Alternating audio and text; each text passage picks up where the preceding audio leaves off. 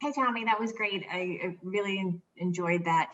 Um, Question for you. Are you planning to have like a food truck, or are you planning to have a cart? How are you planning to set up at events and festivals?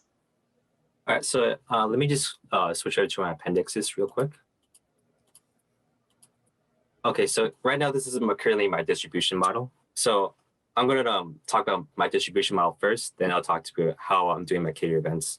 So right now I'm doing online ordering and through my personal website where customers from Lowell can order gelato and I can personally deliver it to them. And this helps me establish customer relationships, really understand my customer. Now these cater events will help me. Transitioning from personal deliveries, I'll be able to transition to cater events sponsored by UMO. I'll be working with Professor Badalaro and Professor Paravano, and together we can work with student organizations such as UML VSA, which is the Vietnamese Student Association, and they'll be hiring my service, and I'll be having my catering events along with that organization at UMass Lowell, and I'll have 3 continuous training machines as a catering event.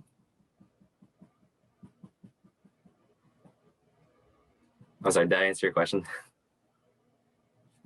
I think so. I'm just thinking more about kind of the other resources that you might need as far as refrigeration, ingredients, and that kind of, if just the churning is enough, or if you're going to need other items to support you.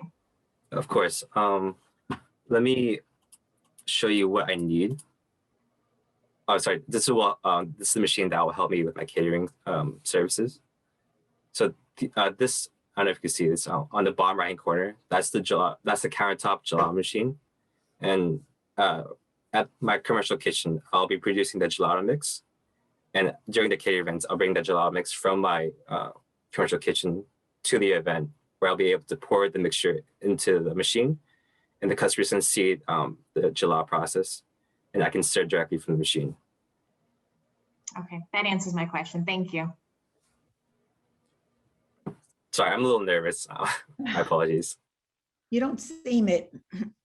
So this is just for one gelato machine. So if you are trying to have at least 3 flavors at your catering events, are your plans to rent other machines, or are you just thinking over time you'll be able to purchase additional ones? So initially you would potentially only have 1 flavor available? No, so right now I plan to have 3 flavors, so that I'll require 3 machines.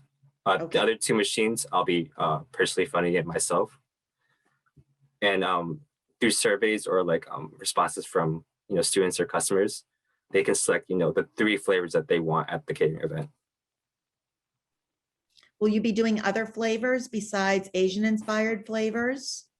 Yes, if there's demand, I could do flavor like Italian flavors such as pistachio or hazelnut. But my niche is Asian flavors with Italian gelato. And here is a sample of, here's some flavors that my customers want. Flavors include black sesame, Vietnamese coffee, ube, brown sugar, etc.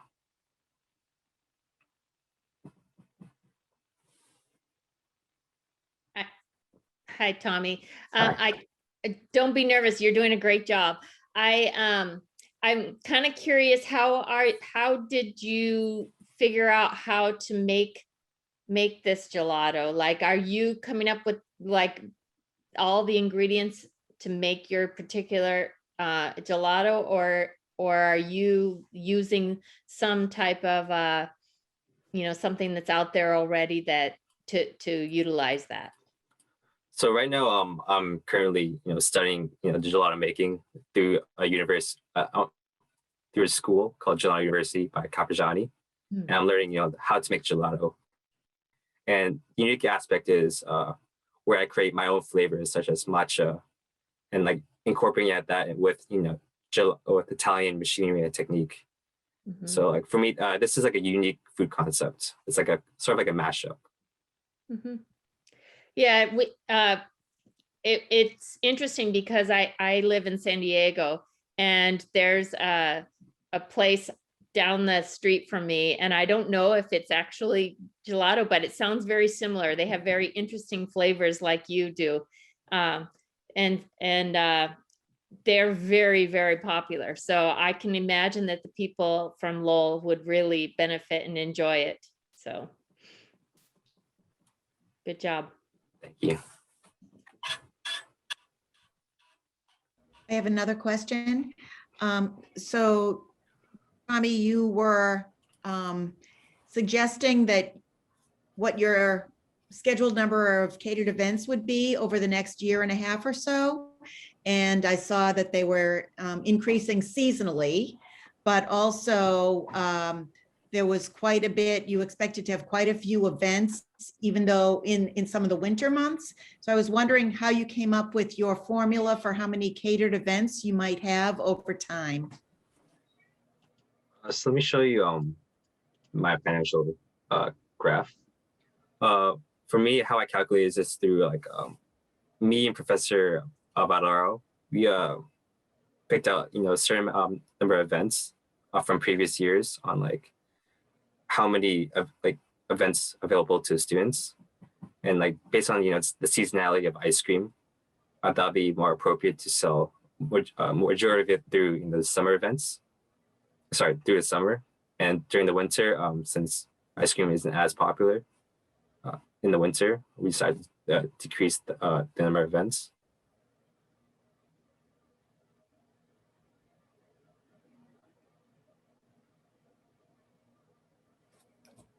Sorry, does that answer your question? I think so. You're relying mostly on events at the university, and then some other events like the folk festival is huge. And I will be looking for you at the folk festival in 2022. I know they're not having it this year, but you're not scheduled to do anything in July of this year anyway. But I'm asking, is it mostly UMass Lowell events initially? Mostly with UMass Lowell events. Okay. Mostly because I want to integrate with other Asian organizations at UML, such as the UMIS Association, the Cambodian Association, and together, my mission statement is Asian awareness and cultural integration. So with their message in my gelato, hopefully we can create a positive community. Okay, great.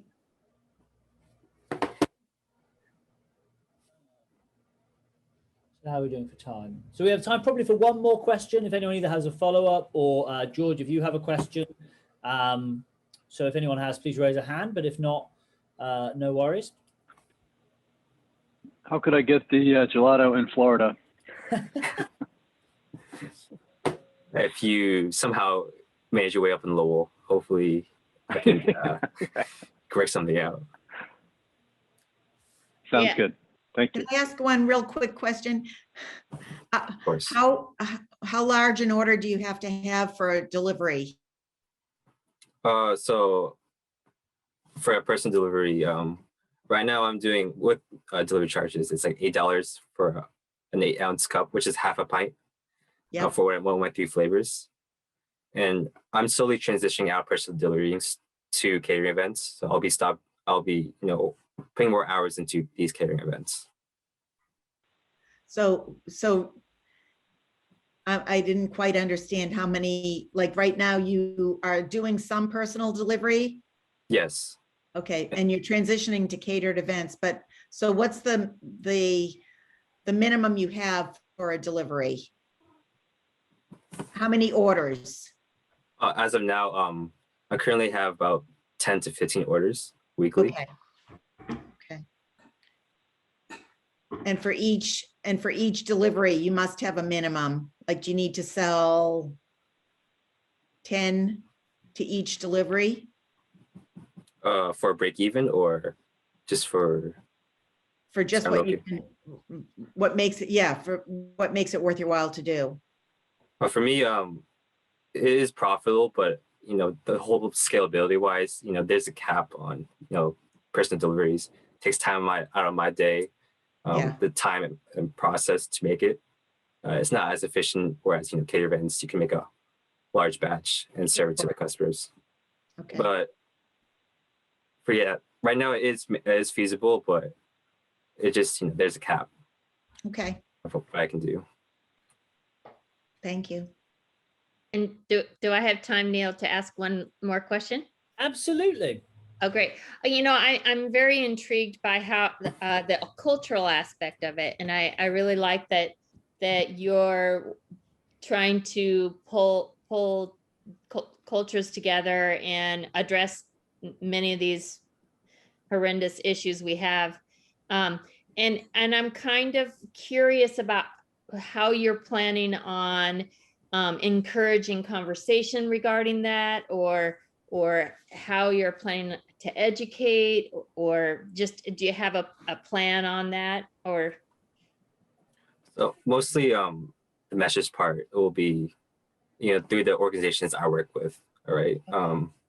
So these organizations, really push for culture awareness, great. but people don't, want to spend time out of their day just to learn about something, right? There has to be some sort of incentive, Exactly. That's where food or desserts come in. And hopefully, through the fun aspect of seeing gelato being made, eating it, the laughter and joy, strikes the conversation, and really dive deep into what Asian culture is about, and really bringing people together. Fabulous. Yeah, and introducing people to flavors that they may not have ever been introduced to, I think is a great start right in itself. Of course. Sorry, Tommy, I was on your Instagram page trying to find the order gelato button. So that's why I was staring at my phone. So with that, if there are no more questions, I would like to thank you, Tommy, very much for the presentation. I'm being deadly serious. I'm following you on Instagram now, and I'm going to send you a message to order some gelato because these flavors That's look great. unbelievable. I'm super excited by the black tea flavor. I love matcha. The Thai tea looks fantastic. So don't be surprised when I send you a message this evening and we coordinate a delivery, because I will be eating some of this. So thank you for everything you've done. Thank you for your presentation today. I speak on behalf of the judges. We're all probably very hungry, but thank you so much. So I'm going to politely ask you to leave the Zoom just so we can do our score sheets. But Tommy, thank you so much. No, thank you for your time, guys. Thank you. Have a great evening. Take care. Bye.